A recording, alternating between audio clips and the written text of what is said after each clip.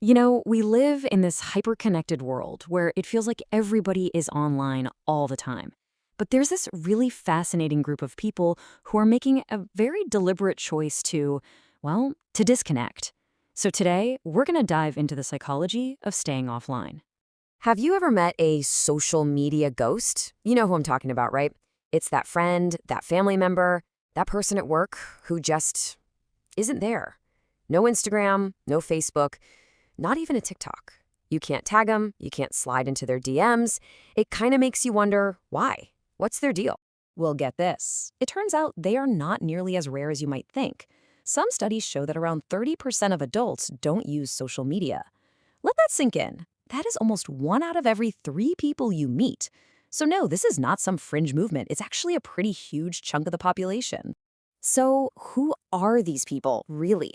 It's so easy to jump to conclusions, to paint them with a broad brush, but the reality? Oh, it's so much more interesting. Let's start by totally busting some of those common myths. You've heard the stereotypes, right? That they're all Luddites who are afraid of technology, or they're antisocial loners, or they're totally clueless about what's happening in the world. Or the classic one, they're just old. But honestly, these stereotypes miss the mark completely.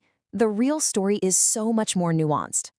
Okay, so if it's not about being scared of your smartphone, then what is it really about?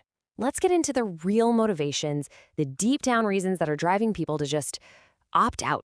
And what we find is that the reasons are really personal and they're deeply psychological. People are making a very conscious choice here. They're trying to protect their privacy, to shield their mental health from all that online drama and negativity, and to get back their ability to just focus. They are actively resisting platforms that were, let's be honest, literally designed to get us addicted. And this quote right here just nails it. It really captures that feeling, that desire to reclaim your own mind, to have an original thought that isn't just an echo of the last 1,000 things you scrolled past. This one is powerful too. It frames the whole decision as a kind of cost-benefit analysis. We call these platforms free, but are they really? This person decided the price, their peace of mind, their mental calm was just way too high to pay. So we've talked a lot about the why, but now I want to switch gears and explore the who. What can psychology tell us about the kinds of personality traits that might make someone more likely to stay offline? And this is maybe the biggest takeaway. It's not really about being antisocial. It's not that they dislike people. It often boils down to something much more fundamental, how they build and maintain their sense of who they are. Okay, check this out. It basically comes down to these two ideas. On one side, you have internal validation. That's when your self-worth comes from inside, your values, your principles. On the other side, you've got external validation. And that's the engine of social media, isn't it? It runs on likes, on comments, on shares. If you're someone who leans more on that internal compass, that whole external system might just seem kind of pointless. And you know what? The research actually backs this up. Studies often find that people who stay offline tend to score higher in a personality trait called conscientiousness, which basically means they're more disciplined, deliberate, and thoughtful. And not surprisingly, they also tend to have a greater need for privacy. So see, it's a calculated choice, not a fearful reaction. So what is it actually like being a social media ghost in this day and age? I mean, it's not all just quiet reflection and reading books. Let's get real about what it looks like, the good and the bad. So first, let's talk about the upside. And it's a big one. The benefits are real. Just look at this. Non-users consistently report a way higher ability to focus and get into that state of deep work.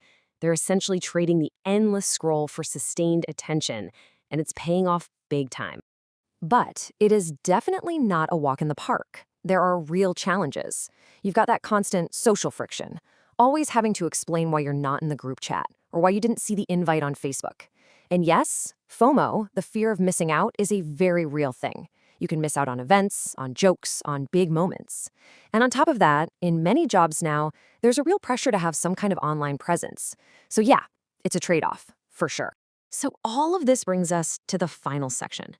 We've been looking at the psychology of other people, but now let's turn that lens around and look at ourselves. Because here's the thing. At the end of the day, being a social media ghost isn't about being anti-tech. And being online 24/7 isn't automatically bad either. The real takeaway here is about intention. It's about consciously deciding what role these incredibly powerful tools play in your life instead of just letting them call the shots. And so that really leaves us with one last big question to think about. It's like a personal balance sheet. So take a second and really ask yourself, what is my digital life costing me? In my time, my focus, my peace of mind, and what is it truly giving me back? The answer is going to be different for every single one of us.